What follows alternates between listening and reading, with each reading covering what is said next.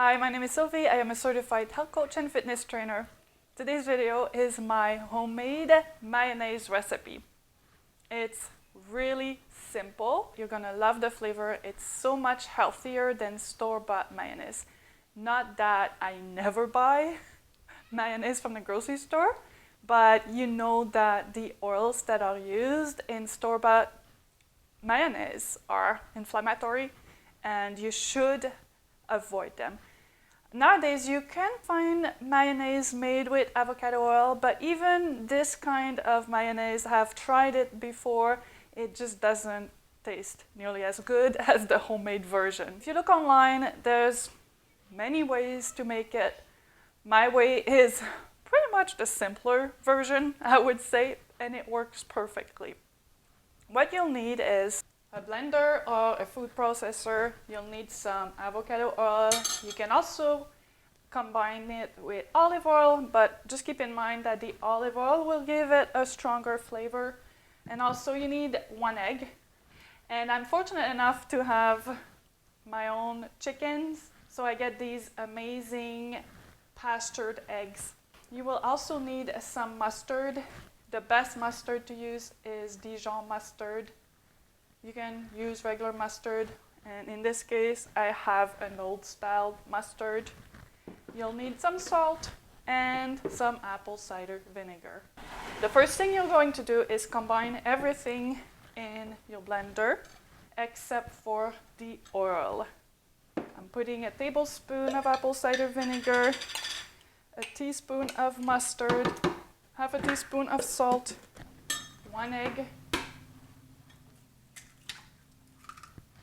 Then you're gonna measure out 1 cup of oil. The most important thing when you make mayonnaise is to make sure that you are pouring your oil into the blender as it's running very, very slowly. It has to be a trickle. So you're gonna start your blender at medium to high speed. And you're gonna start trickling your oil very, very slowly.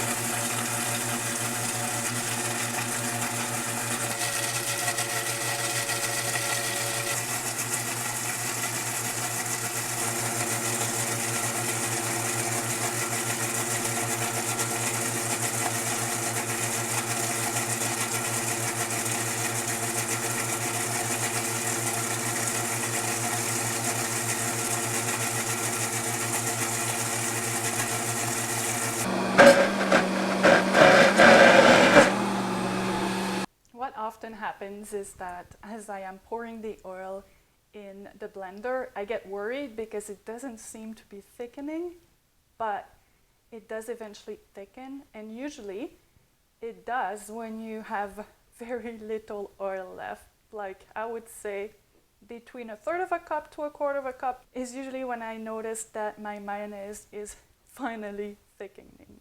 And when it thickens, it does thicken pretty fast, and you may have to pour the rest of your oil in very fast as well.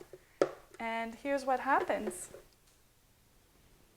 In my blog post, if you check the link in the description, I include a few variations, things that you can add to your mayonnaise to change things up a little bit, but that's it. Use it the same way you would use any store-bought mayonnaise, but you'll notice that it tastes 100 times better. That's all for today, my friends. Thank you for watching, and see you next week.